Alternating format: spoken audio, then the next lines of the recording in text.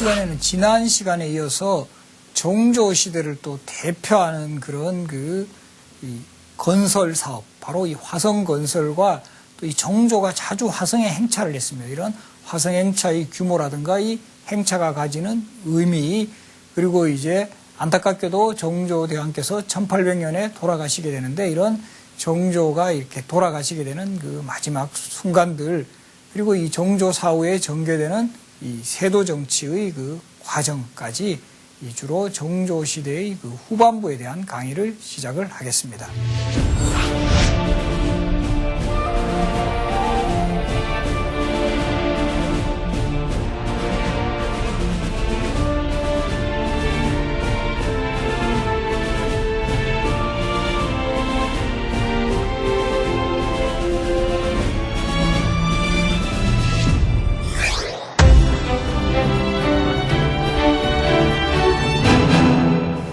정조하면 이 즉위 과정에서도 아버지에 대한 이 죽음이 상당히 이제 정조가 왕에 오르는데 어려움을 겪었다라는 이런 이야기도 많이 했죠. 그래서 정조가 왕에 오른 후에 가장 먼저 해야 하는 작업 중에 하나가 바로 아버지 사도세자에 대한 추승 작업이었습니다. 결국 아버지 사도세자가 죄가 없다는 것이 그 확실하게 이제 공표되어야만이 본인의 어떤 위상이라든가 입지도 훨씬 강화될 수 있었기 때문이죠. 그래서 정조는 즉위 직후에 이런 선언을 합니다. 과인은 사도세자의 아들이다. 그 누구나 다 알고 있는 것 같은데 왜 이런 선언을 했을까요? 그것은 원래 정조는 사도세자가 비운의 죽음을 당한 이후로는 법적으로는 사도세자의 이복 동생인 효장세자에게 입정이 되어 있는 상태예요. 그러나 사실 정조가 사도세자가 죽을 때 11살의 나이였어요. 실제 그 현장에도 있었고 뻔히 우리 아버지가 사도세자임을 알고 있습니다. 그리고 이건 또 상징적으로 이런 법적인 효장세자의 아들이 아니라 원래 우리 아버지인 사도세자를 아버지로 또 존숭함으로써 나의 입지가 강화될 수 있다라는 판단에서 과인은 사도세자의 아들이다라는 이런 선언을 했던 것입니다. 그리고 이제 구체적인 작업이 있어야 되겠죠. 그래서 그 사도세자를 추승하는 작업의 일환으로 먼저 아버지를 모시는 사당을 조성합니다.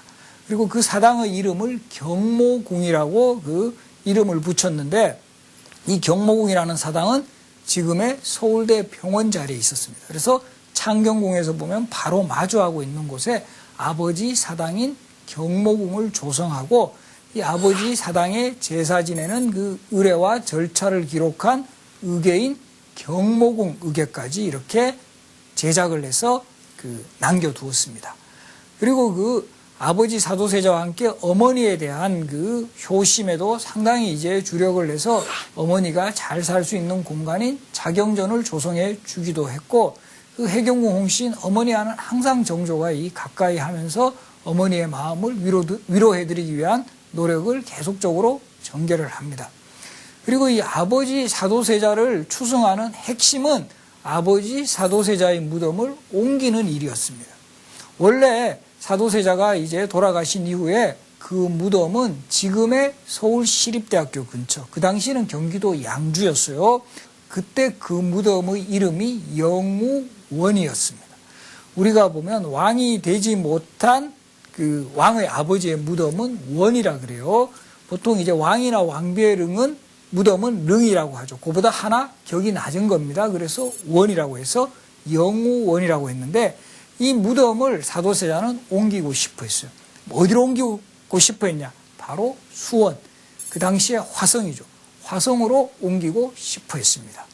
그래서 왜 그럼 그 화성으로 아버지의 무덤을 옮기려고 했느냐 하면, 역시 풍수지리적으로 이곳이 명당이다라는 이런 인식도 있었고, 또 이제 중요한 이유는 정조는 바로 이 화성을 새로운 신도시로 개발을 하고 싶어하는 그런 생각이 상당히 강했습니다. 그래서 원래 이 아버지 무덤은 그 지금의 서울시립대 자리인 영우원에서 원래 꽃화자 쓰는 화산으로 옮겨요. 화산지역이라는 곳에 아버지 무덤을 조성하고, 그러면 원래 그 화산지역이라는 곳에 살던 사람들이 있었을 거잖아, 그죠? 그러니까 이 사람들을 바로 지금의 신도시인, 그 당시 신도시죠. 바로 수원 화성으로 옮기게 해서 살게 한 겁니다. 그래서 이 사람들을 어느 정도 안정적으로 살 수 있게 하기 위해서 이곳에 성곽을 두른 게 바로 지금의 수원 화성이 되는 거예요. 그래서 이 화성을 이렇게 성곽 도시로 개발하게 된 또 까닭은 정조는 일단 수원을 군사 방어 도시로서 키워가려고 했던 그런 의지가 있었습니다. 서울을 기준으로 해서 동쪽으로는 강화도, 그리고 동쪽으로는 지금의 경기도 그 남한산성 쪽 광주, 그리고 이 서쪽으로는 강화도, 그리고 이 북쪽으로는 개성, 그리고 이 남쪽으로는 수원, 화성까지 해서 서울을 둘러싼 동서남북 네 곳에 유수부를 설치하는 거예요. 강화도, 자 다시 기억합니다. 강화도, 그 다음에 경기도, 광주, 그리고 개성, 그리고 수원, 화성에 이르기까지. 그러면 이 서울이라는 도시가 상당히 이제 그 방어가 확실한 그런 도시가 되는 거죠. 그리고 이 수원, 화성의 성곽을 쌓음으로써 정조는 이 새로운 공사 기법도 시험해보고 싶었어요. 그 이전까지는 대체로 성곽 공사를 하게 되면 돌로 쌓습니다. 여러분들 지금 우리 서울을 대표하는 이 서울성곽, 한양도성이라고 합니다만은 이 서울성곽 같은 경우는 다 돌로 쌓여 있어요. 그죠? 주로 태조 때 쌓은 돌, 세종 때 쌓은 돌, 그 다음에 조선 후기 숙종 때 쌓은 돌, 이런 것이 다 혼재되어 있는 게 서울성곽인데, 요 정조 때 수원, 화성을 쌓을 때는 돌로 쌓는 방식을 버리고 벽돌로 쌓는 그런 공법을 활용을 하는 겁니다. 이때 되면은 소위 말하는 북학론이 상당히 대두되면서 청나라의 선진 과학기술 문명을 본받자라는 이런 의식이 상당히 확산돼요. 그중에 이 북학파 학자들이 청나라를 여행을 하면서 받은 대표적인 문화 충격 중에 하나가 바로 벽돌로 집을 쌓고 성을 쌓는다는 이런 사실이에요. 기존의 돌로 성을 쌓는 것보다 벽돌로 쌓으면 뭐가 유리하죠? 일단은 대량 공법이 가능합니다. 그죠? 벽돌은 찍어내면 되니까. 그 다음에 또 뭐가 유리하죠? 혹시라도 이제 성이 뚫리게 돼가지고 무너지게 되면 다시 쌓을 때 벽돌은 규격화되어 있어가지고 금방 보수를 할 수가 있어요. 돌은 거기에 맞는 돌 구하려면 너무 힘듭니다. 그죠? 효율이 떨어집니다. 그래서 벽돌을 활용을 해서 성곽을 제대로 쌓겠다라는 이런 의식이 바로 정조가 수원, 화성을 요즘 표현을 하면 하나의 시범도시로 벽돌을 활용해서 성을 쌓는 시범도시로 활용을 하겠다라는 이런 생각이 분명히 있었다는 거죠.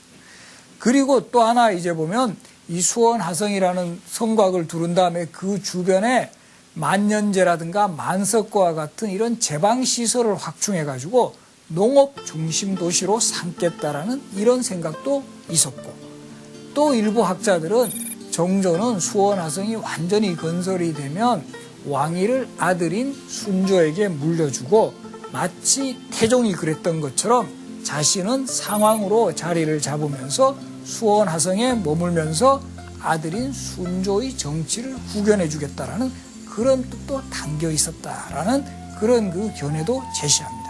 이처럼 수원, 화성의 건설에는 군사도시, 과학도시, 농업도시, 그리고 어떻게 보면 정조의 그 만년을 준비하는 그런 성격의 도시의 그 특징을 가지고 있었다라는 거죠. 그리고 이제 그 수원, 화성을 조선과 함과 더불어 아버지 무덤을 이제 그 오타자 쓰는 화산입니다. 지금의 그 사도세자의 무덤이 모셔져 있는 육릉지역으로 이제 옮겨옵니다. 그리고 이때 무덤 이름을 고쳐서 기존의 영우원에서 혈융원이라고 합니다.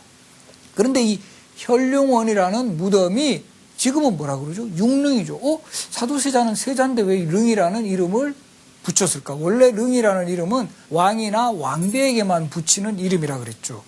그런데 릉이라고 이름을 붙인 까닭은 사도세자가 고종 때 장조로 추존이 돼요. 높여서 그 황제의 지위에까지 올라갑니다. 그러니까 이제는 왕 또는 황제의 무덤이 됐기 때문에 혈융원이 아니라 육릉이 된 겁니다. 우리가 보면 조선의 왕들도 보면은요, 원래 돌아가신 이후에 종의 칭호를 받던 왕이 조로 높여지는 경우가 몇 분 계시는데, 우리 지금 잘 알고 있는 영조나 정조도 원래 돌아가셨을 때는 영종이었어요. 정조도 돌아가셨을 때는 정종이었는데 이게 언제 영조, 정조가 되느냐 하면 고종 때 왕실의 위상을 높이는 과정에서 그때도 그렇게 생각한 거예요. 종보다는 조가 좀 더 이 업적도 많고 좀 더 이제 그 높여주는 호칭이다라고 해서 영조, 정조로 이렇게 고쳐진 그런 호칭이다라는 거 요것도 잘 기억하세요.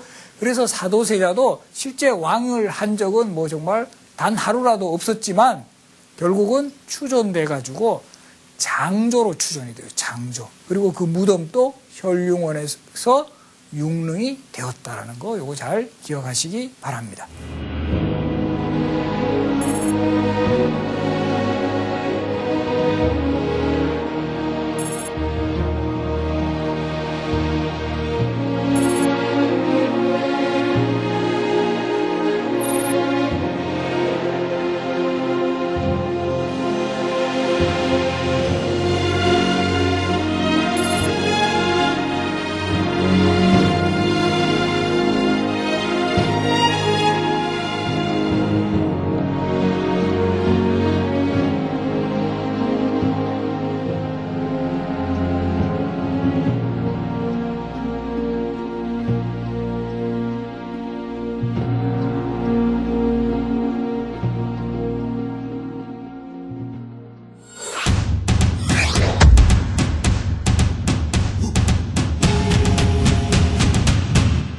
주목할 것은 바로 정조는 이 화성을 건설한 다음에 이 화성 건설의 전체 공사 보고서를 작성했습니다.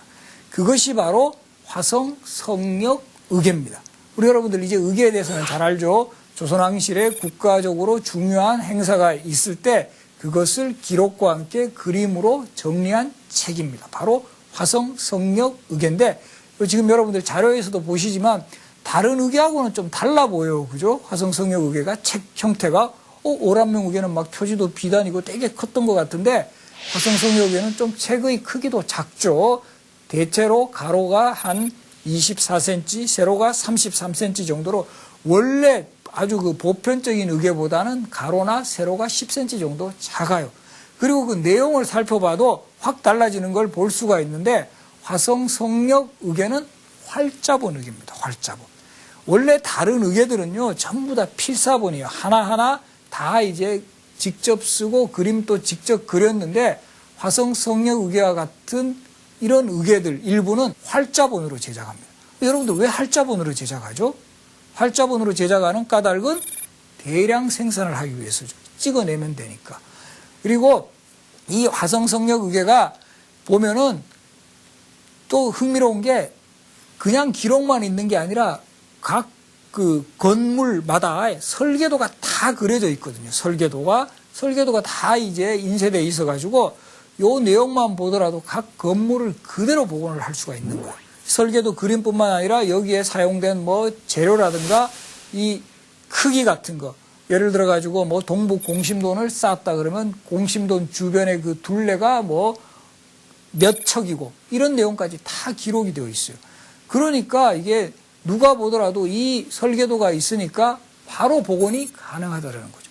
실제 1975년에 화성이 거의 원형대로 복원될 수 있었던 그 원인으로는 바로 이 화성 성역 의궤가 1등 공신입니다. 이 화성 성역 의궤에 나타난 거 그대로 복원을 해버리면 쫙 화성의 전체 모습이 나타났다라는 거죠. 그리고 또 화성 성역 의궤에 나타난 이 화성 공사의 또 특징들을 살펴보면은 공사 기간이 2년 만에 끝나요. 1794년에 공사를 시작해가지고 1796년에 완성이 되는데 원래 예정은 한 5년 정도 생각을 했는데 2년 만에 공사가 끝나요. 이거 정말 특이하죠. 그죠? 우리 보통은 뭐 어떤 공사 같은 거 하다 보면 연장되는 경우가 많아요. 우리 뭐 지하철 같은 경우도 꼭 개통된다 그러다가 항상 몇 년, 뭐 몇 달 늦어요. 그죠? 근데 이거는 공사가 당겨졌어요. 이 이유가 뭐냐? 바로 이것도 정조 이거 통치력인데 일단 이 화성공사에서는 신공법인 벽돌을 썼다 그랬죠. 아무래도 이 찍어내니까 돌로 구해가지고 성을 쌓는 것보다 훨씬 빨라요. 거기다가 이 공사에 아주 그 요긴한 그런 그 기계가 발명이 되는데 바로 정약용이 아이디어를 내서 완성했다는 바로 거중기라는 이 기계가 발명이 됐다라는 거죠. 지금 도르래의 원리를 이용해 가지고 큰 벽돌을 쉽게 올릴 수 있는 바로 이 거중기를 활용하다 보니까 훨씬 더 공사 속도가 빨라졌다라는 거. 거기다 또 하나 있습니다. 이 공사에 참여한 사람들에게 화성공사에서는 임금을 지불을 해요. 임금을. 그러다 보니까 사람들이 상당히 능률이 오른다라는 거죠. 우리가 보면은 서울 성곽을 쌓을 때 같은 경우는 성곽 공사 때는 전부 다 이게 부역노동이에요. 그러니까 예나 지금이나 그 사람들에게 별다른 그 뭐 메리트를 주지 않으면 이게 힘이 나지 않죠. 근데 여기서 실제 임금을 지불을 하다 보니까 상당히 이제 사람들이 능력이 이제 최대한 발휘했다라는 거죠. 그래서 이 화성공사는 정말 생각했던 것보다 더 빨리 완성이 된 대표적인 공사였다는 거. 그리고 또 하나 주목할 점은 화성공사에 들어갔던 이런 모든 비용들이 다 기록이 되어 있어요. 그래서 총 80만 냥의 공사비가 소모되었음이 다 기록으로 나타납니다. 그리고 또 주목할 것은 공사를 하고 남은 돈 있죠. 남은 비용. 그것을 돌려준 내용까지 다 기록이 되어 있어요. 우리 지금 같은 경우는 거의 웬만하면 남은 예산이 있어도 그냥 딴 걸로 쓰는 경우가 되게 많아요. 근데 이때는 아주 투명하게 사용되고 남은 그 공사 비용은 돌려준 이런 상황까지 화성 성역의궤에 기록이 되어 있습니다. 그리고 또 이제 흥미를 끄는 것은 실명제라 그래가지고 화성공사에 참여한 사람들이 명단을 다 기록을 했습니다. 이건 왜 기록할까요? 일단은 책임 소재 밝히는 것도 하나의 중요한 원인이에요. 누가 잘못하면 그거 뭐 장안문에 지붕이 무너지면 그 지붕 공사한 사람 잡아내면 되죠. 그런 측면도 있지만 더 큰 이유는 공사에 참여한 사람들에게 책임감과 사명감을 부여한 거죠. 이 국가의 큰 공사에 내 이름이 들어간다. 이러면 아무래도 더 열심히 한다라는 거죠. 이 정말 가문의 명예를 걸고 우리 정말 열심히 일할 거라는 거죠. 그래서 이런 이름이 주는 효과 같은 게 생각보다 상당히 크죠. 아마 학생들 많이 경험해 볼 겁니다. 여러분들도 학급지, 뭐 문예지 같은 거 이런 거 책자 같은 거 만드는데 내 이름이 들어간다. 이러면 더 열심히 하죠. 바로 그런 동기부여를 했던 거죠. 그런데 또 하나 재밌는 것은 이런 동기부여를 했던 화성성역의궤의 이름들 보면은요, 그 참여했던 사람들, 특히 장인들 명단을 보면 흥미로운 이름이 되게 많이 나와요.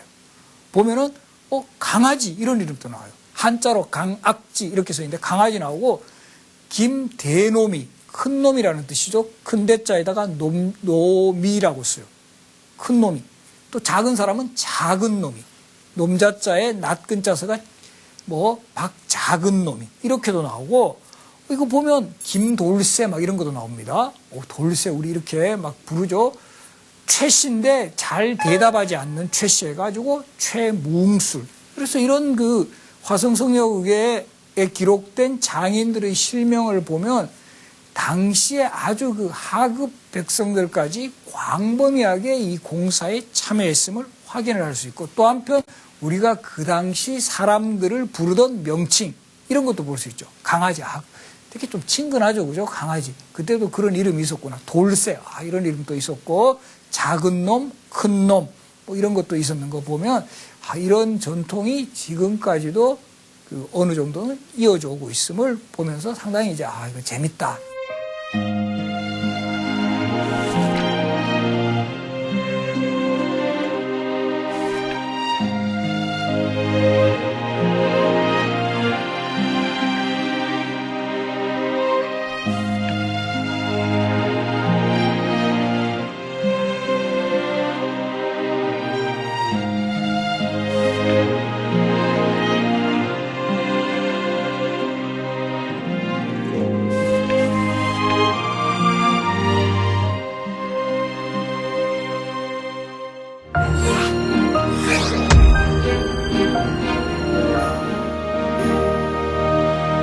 정조는 화성 공사에만 그치지 않고 화성을 완공한 이후에 자주히 화성을 찾습니다.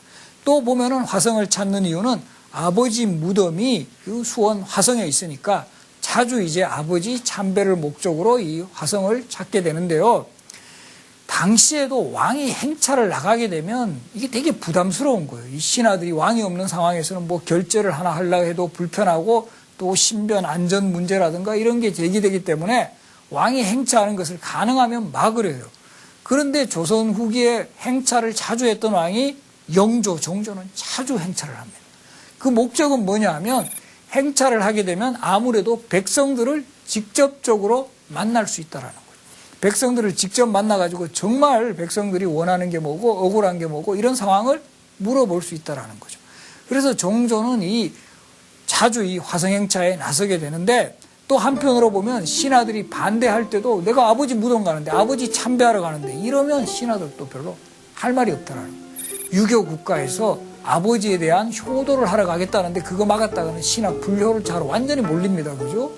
그렇기 때문에 명분은 아버지의 그 무덤을 참배하러 가겠다라는 이런 명분을 걸고 또 한편으로는 화성이라는 도시를 수시로 점검하고 또 행차 곳곳에 만나는 백성들로부터 여론을 수집하겠다라는 그런 뜻이 담겨 있었다라는 거죠. 그래서 이런 것을 우리가 격쟁상언이라고 그러는데 백성들이 억울한 게 있으면 이것을 꽹과리로 치면 그래 너가 도대체 억울한 내용이 뭐냐 하는 거기에 대해서 이야기를 하면 그 내용 중에 바로 해결할 수 있는 사항은 즉석에서 해결해 준다라는 거죠. 요즘으로 보면 민주정치, 직접 민주정치의 원형이라고 볼 수 있는 이런 어떤 그 상황을 만들어 갔다라는 거죠.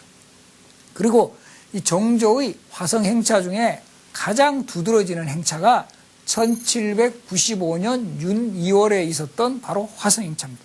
그전에도 화성 행차를 정조가 몇 차례 다니기도 했지만 이 행차가 중요한 것은 가장 대규모 병력을 이끌고 화성 행차에 나섰다라는 점입니다. 대체로 약 6천여 명의 수행원이 서울 창덕궁을 떠나서 바로 이 화성으로 가는 그 행차. 이게 왜 이 대규모 행차를 기획을 했냐 하면 이해 1795년이 어머니 해경궁 홍씨가 회갑을 맞이하는 해였어요. 사도세자하고 해경궁 홍씨는 동갑입니다. 나이가 동갑이니까 살아 계셨다면 아버지도 회갑이에요. 그 뜻깊은 해를 맞이해서 어머니에게도 그 아버지 무덤을 보이고 또 자신이 이렇게 화성을 건설한 이런 모습 같은 거 이런 것들도 강조를 하고 또 화성행궁의 봉수당이라는 곳에서 어머니 해경궁 홍씨의 회갑 잔치를 베풀어주는 이런 여러 가지 그 목적이 담겨 있었기 때문에 1795년 윤 2월의 화성행차가 가장 대규모로 구성이 되었고 또 중요한 것은 이 행차 때 일어났던 여러 상황들을 바로 기록으로 남겼습니다. 그 기록물이 역시 의계로 남았는데 제목이 원행, 을묘, 정리, 의계입니다. 8글자이기 때문에 여러분들 헷갈릴 수 있는데 2글자씩 끊어 읽으세요. 원행, 사도세자 무덤 어디라 그랬죠? 혈룡원. 혈룡원에 행차했다 해서 원행. 이 해가 1795년이 을묘년이어서 을묘, 원행, 을묘. 정리자라는 활자로 인쇄해서 정리. 그래서 원행, 을묘, 정리의계라고 불리는 이 의계는 정조가 수원화성을 어머니 회가변을 맞이해서 수원화성에 행차한 그 여러 상황이 아주 구체적으로 기록이 되어 있습니다. 그래서 여러분들 이 정조가 화성을 행차할 때 가장 어려운 코스가 어디였겠죠? 어디죠? 한강 건너는 겁니다. 한강, 그죠? 한강을 건너는 게 일단은 제일 힘들어요. 그래서 그러면 정조가 이 한강을 건너기 위해서 뭐 지금처럼 뭐 다리를 바로 뭐 만들 수도 없고 그래서 어떤 방식을 활용합니까? 배다리를 건설합니다. 배다리. 그래서 이 정조는 그 지금의 바로 이 한강대교가 지나가는 그 자리. 이게 또 정말 절묘해요. 이게 과학적 지식이 그 당시에도 다 있었던 겁니다. 지금 또 우리가 제일 한강대교가 제일 지나가는 그곳이 한강을 건너는 가장 중심 포인트였죠. 그래서 정조 때에도 이 배다리를 건설하려면 아무래도 강폭이 좁고 물살은 좀 세지 않는 곳. 이곳을 선택하다 보니까 바로 지금의 한강대교 그 자리. 저쪽 용산에서부터 출발해가지고 노량진까지 가는 그 코스입니다. 그래서 이때 이 배다리라는 거는 바로 이 정조가 한강을 건너기 위해서 배를 새로 만드는 게 아니라 그 당시 한강은 실제 상당히 이제 그 배들이 많이 넘나들면서 상업활동과 유통을 하는 중심 공간이에요. 바로 서해 바다 뱃길을 이용해가지고 한강까지 돌아가지고 마포라든가 용산, 서강 등지에서 상당한 쌀 같은 것도 운송하고 물고기 같은 것도 운송하고 이런 역할을 했습니다. 그래서 요 한강 무대로 활동하는 상인들을 경강상인이라고 그래요. 그래서 이런 경강상인들의 배를 차출을 해가지고 배다리를 만들어요.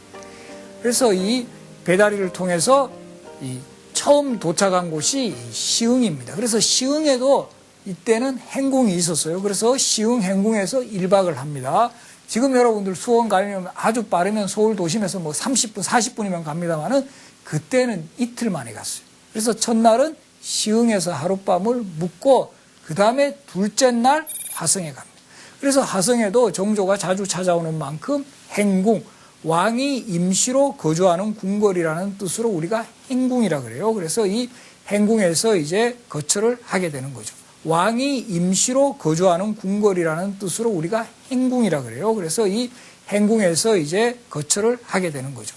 그래서 이 화성 행궁에 도착해서 정조는 당연히 가장 중요한 행사인 아버지 묘소를 참배하는 이런 그 의식을 치르고, 그리고 이런 아버지 묘소를 참배하는 일 이외에 여러 가지 다양한 행사들을 준비를 했어요. 가장 큰 행사가 바로 어머니 해경궁 홍씨를 위한 회갑잔치, 바로 봉수당이라는 곳에서 열렸는데, 이 봉수당에서 벌어진 잔치의식 과정도 역시 원행, 을묘, 정리의계, 이거는 바로 수원 화성행차를 한 그 기록에 남아 있습니다.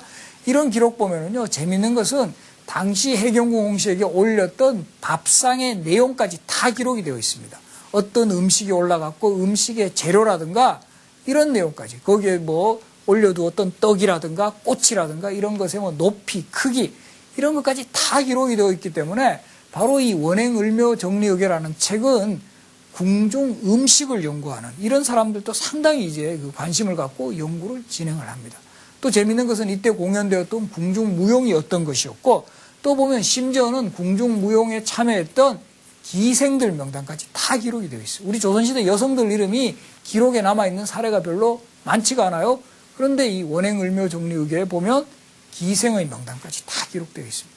사랑의 자가 많아요. 홍해, 순해, 분해, 차해 같이 이 사랑의 자가 조선시대 기생 이름에 많았구나. 이런 것도 우리가 이 의계의 자료를 통해 확인할 수 있는 부분입니다. 그리고 정조는 이때 또 왕이 행차했으니까 또 백성들에게 뭔가 좀 베풀어지는 것도 있어야 되겠죠. 그죠? 그래서 그 아주 요즘 표현을 하면 그 특별 과거 시험 이런 것을 보여가지고 거기에 합격한 사람들을 시상을 하고, 또 이 행사가 어머니의 회가변, 또 돌아가신 아버지를 역시 참배하는 효가 또 키워드가 돼요. 그래서 나이 많으신 분들을 불러 모아가지고 이분들에게 음식을 제공해요. 이때 정조는 노인들하고 똑같은 밥상을 받았다고 의계 기록이 나옵니다. 그리고 또 이 정조의 화성행차의 목적 중에 하나가 이 군사력을 점검해 보는 것입니다. 자신이 이렇게 수행하는 이런 군사들을 모아가지고 군사훈련을 실시하는 그런 장으로도 활용했는데, 화성에서 가장 높은 곳이 서장대라는 곳입니다. 지금도. 그리고 실제 이곳이 군사지휘본부로 활용이 됩니다. 그래서 이 서장대에서 직접 군사들을 조련하는 그 장면이 서장대 야조도라는 그림으로 역시 남아있어요. 그래서 보면 이 정조가 이 화성에 행차를 했고 여러 가지 다양한 이벤트를 했던 모습들이 이처럼 기록화로 많이 남아있는데, 바로 이 기록화를 그린 인물이 누구냐 하면 바로 그 유명한 김홍도입니다. 우리가 김홍도는 풍소과거로 알고 있는 사람들이 많은데, 실제 김홍도는 바로 정조를 수행하는 궁정화원으로서 바로 이런 중요한 행사에 참여해서 그 당대의 모습을 기록화로 남긴 대표적인 인물이다. 이렇게 여러분들 또 기억해 두시기 바랍니다. 그래서 정조는 화성행차를 마치고 이제 어머니 해가변도 성대하게 베풀어지고, 이제 자신이 죄인의 아들이었다라는 이런 굴레에서 벗어나서 아버지에 대해서도 이 충심으로 효를 다하는 이런 모습을 보이면서 좀 더 이제 왕권도 강하고 이 자신의 이 정치력을 과시하는 그런 모습을 보였다라는 거죠. 특히 이 정조는 이 무렵에 장용영이라 해가지고 자신의 친위 부대까지 이제 양성을 하고, 특별히 화성에는 장용영 외영이라 그래가지고 이 장용영의 이 바깥 또 시설을 또 여기 수원 화성에 만들기도 했어요. 그만큼 군사 정치력을 확산해 나가면서 정말 개혁군주로서 승승장구하는 것처럼 보였지만 안타깝게도 이 화성행차 이후 5년 뒤에 정조는 사망을 하게 됩니다.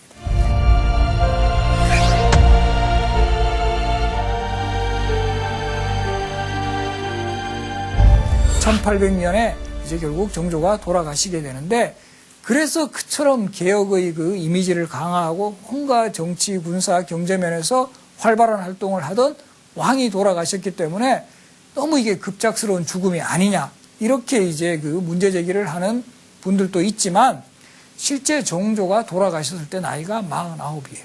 조선시대 역대왕의 평균 수명이 47임을 고려하면 정조도 평균적으로는 사셨어요. 그리고 이제 정조의 말년에 기록된 여러 가지 그 기록들을 보면 정조가 상당히 병으로 고생을 하세요. 이 돌아가시기 한 7년 전부터 머리에 부스럼이 나 있고, 뭐 항상 그 화가 치밀어 올라서 눈이 시뻘겋게 되고 이러면서 정조 스스로가 자신의 병을 막 이렇게 그 아파하고 안타까워하는 이런 장면들이 상당히 많이 나와요. 그리고 이제 돌아가신 해인 1800년 무렵에는 정말 온몸의 그 종기라든가 이런 것 때문에도 아주 고생을 하십니다. 계속 그 투병일지가 실록에 다 기록이 나옵니다. 이런 것들을 보면은 정조는 뭐 확실합니다. 완전히 질병에 의해서 여러 가지 병이 겹쳐서, 그리고 그 원인을 분석해 보면 결국 과로가 아닐까 이런 생각을 합니다. 정조는 정말 그 학문에도 적극적이었고 모든 정치 현안을 다 챙기는 그런 왕이었기 때문에 모든 데 다 신경을 쓰고 활동적으로 뭐 일을 하다 보니까 당연히 과로가 겹치고, 또 지금에 비하면 당시 의료 수준이라는 것은 확실히 열악합니다. 그런 상황에서 이 정조의 병을 막을 수가 없었다라는 것. 그런데도 우리가 보면은 정조에 대해서는 독살설에 대한 이야기가 상당히 이제 그 심심찮게 제기되는 것은 그만큼 정조의 죽음에 대해서 안타까워하는 그런 내용이 매우 많았다라는 점입니다. 그리고 또 최근에 이제 발견된 정조의 비밀편지 200통 같은 것을 보더라도 정조가 자신의 그런 질병에 대한 이야기하는 그런 장면도 나오고, 특히 이 정조의 독살설의 어떤 주역이라고 할 수 있는 바로 이 심한지라는 인물에게 이 편지를 보냈어요. 이런 거 보면은 결국은 정조가 뭐 노론 측에 의해서 독살되었다라는 것은 이건 호구적인 상황에 가깝다. 오히려 뭔가를 바라는, 정조가 오래 살아서 좀 더 개혁 정치를 잘 추진해 나갔다면 좀 더 조선이라는 나라가 잘 되지 않았을까 하는 이런 바람이 정조의 독살설을 키워나갔다, 이렇게 보는 것이 타당한 겁니다. 이 실제적 상황이라기보다는 정조 사후에 특히 안타까움 같은 거, 이런 내용들. 그리고 실제 정조 사후에는 역시 그 정조에게도, 정비에게는 왕자가 없었고 후궁 출신의 수빈 박씨와의 사이에서 태어난 아들 순조가 12살의 왕위를 계승해요. 순조 다음에는 정말 이거는 더 점입가경입니다. 8살인 헌종이 왕위에 오릅니다. 아직 정말 기저귀도 떼기 전에 이게 왕위에 오르고, 그 다음에 철종이라는 왕은 아예 이번에는 조선 왕실에서 가장 좀 힘이 없는, 좀 심하게 표현하면 좀 어리버리한 왕, 이 철종은 정말 얼뜻결에 왕이 돼요. 이런 왕들이 연이어지게 하면서 소위 말하는 3대 60여 년간의 세도 정치 시대가 도래요. 허약하거나 너무 그 나이 어린 왕들이 연이어지게 하면서 외적 세력들이 권력이 세지는 이런 시대를 맞이하면서 정조가 더 살아 계셨다면 그런 시대는 맞이하지 않았을까라는 이런 안타까움이, 뭔가 정조는 18세기를 정조 시대가 마감하고 바로 1801년 19세기의 시작은 이게 밝고 정말 뭔가 이렇게 찬란한 시대가 아니라 어두운 시대로 내려가는, 그 내리막길을 걷는 이런 시대가 도래했기 때문에 우리는 개혁군주 정조를 더 찾게 되고 그에 대해서 더 이제 뭐 아쉬움 같은 것을 갖는다, 이렇게 볼 수가 있습니다. 그래서 이번 시간에는 정조가 아버지의 추승을 위해서 정말 진력했던 이 화성건설과 이 화성행차에 얽힌 이야기, 그리고 정조가 이 건강 문제로 안타까운 그 죽음을 맞이하고 그 죽음 이후에 펼쳐지는 이 세도 정치의 전개 때문에 우리는 개혁군주 정조를 더 그리워하고 있다는 점, 이런 부분을 중심으로 정조시대 후반부를 강의를 했습니다. 고맙습니다.